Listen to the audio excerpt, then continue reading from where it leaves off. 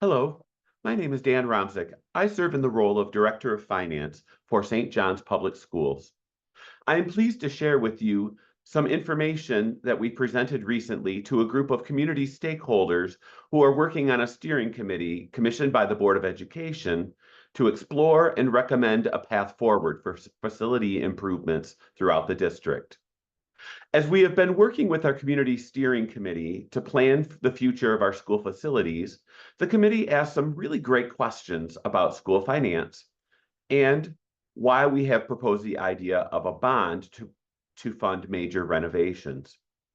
So we wanted to be sure that the whole community had access to this information in the spirit of our priorities of transparency, clear communication, as we provide the best spaces for our students, staff, and community.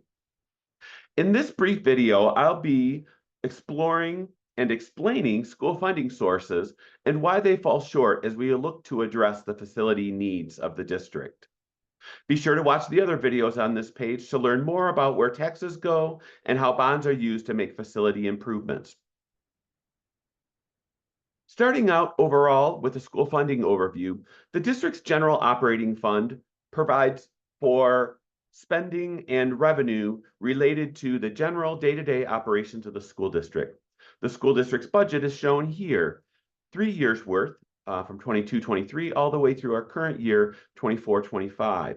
The green section represents our current school year, showing revenues of $36.58 million, expenditures of $37.87 million, which would result in a net shortfall or a dip into our rainy day fund of 1.29 million.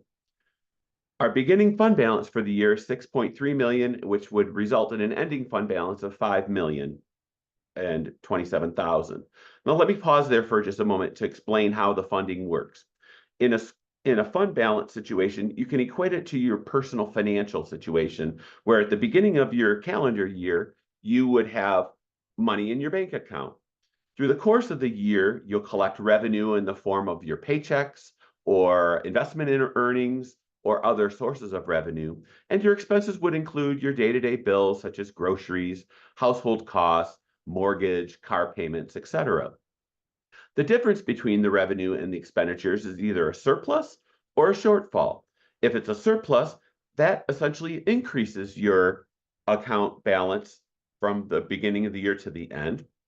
If it's a shortfall, then it reduces it. And that's the way the school funding structure works. Let's dig a little bit deeper into the school's budget for 24-25. The overall expenditure budget for the district is $37.9 million.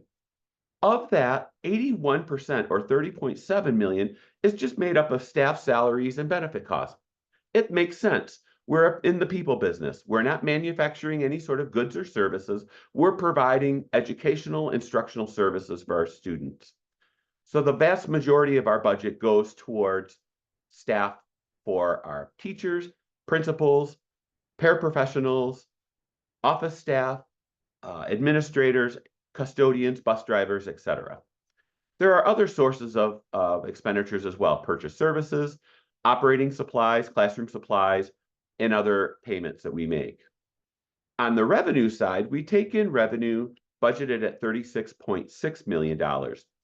And the primary source of that funding comes from our school aid. And it's a simple formula. You take the number of students times the amount per student, and that product is our state aid per student. There are two sources of that funding. One source is coming from 18 mills levied on non-homestead, or in other words, business property, non-primary residency property in the district. And that makes up about 15% of the foundation allowance. And we get those tax collections from the 13 municipalities here in St. John's. The remaining money, about 85% of that, comes directly from the state in the form of payments in state aid. There are other sources of revenue as well. Local revenue, which would be athletic revenue, reimbursements, local grants, restricted state and federal grants, and other sources of revenue. Let's go one level deeper into the budget and look at revenue. The revenue is shown here at $36.58 million, and it's broken up in these four sources of funding. local sources, state sources, federal sources, and other sources. The vast majority of that coming from state sources, as I shared before, that those would be state grants and our state school aid. On the expense side, we show the various categories of expenses that we have. Basic programs would include our general ed K-12 classrooms, classroom teachers, their supplies, materials, and so on. Added needs would be an additional layer of supports that we provide for kids, which would include some intervention programs, academic intervention programs, as well as special education and other added needs beyond the basic K-12. In the supporting services area, we have pupil support, which includes counselors, social workers, psychologists, and other supports. Our building monitors, many of our paraprofessionals who work to support and supervise kids. Instructional staff support would include our professional development programs, our curriculum programs. General administration is the district administration, school administration are the principal offices. Fiscal services would be the business office and other fiscal costs that are related to the district. Operations and maintenance would be custodial and maintenance costs, utilities, equipment for operation of the plant. Central services would include personnel and technology services. Athletics and activities are shown there as well. And community services, we provide a variety of services through our child care programs and our other community-based services. So that makes up the $37.8 million. You notice on this slide, the facility improvement budget is zero. That means there isn't direct money going from general fund to cover facility improvements. The district does have a capital improvement fund that it allocates a portion every year of the budget to that fund, and that pays for small scale renovations or repairs that are needed. If we have a boiler that needs to be replaced, if we have a roof that is leaking, we will go to that fund to cover those types of costs. But those costs would not include salaries or benefit costs at all. So where do the general funds fall short? They fall short in the areas of being able to have the resources available to construct and upgrade facilities. The dollars just are not there in the general fund budget to cover those kinds of activities. And so in order for a school district to move forward to make those kinds of improvements, they have to do borrowing and bonding through a bond program.